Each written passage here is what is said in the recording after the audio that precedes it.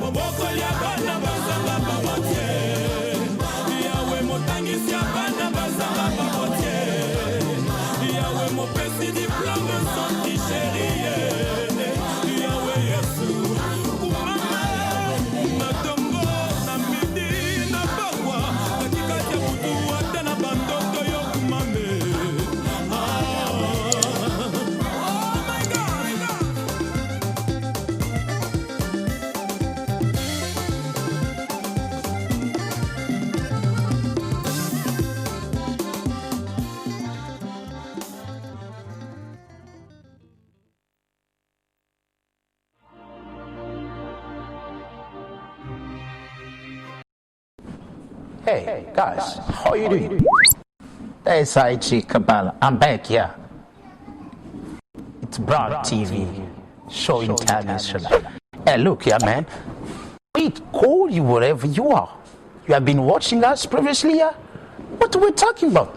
I was checking there, but I heard that beyond me was a Brown TV camera beyond. Man, I was back to check Brown Samba TV. These are Brown Samba TV.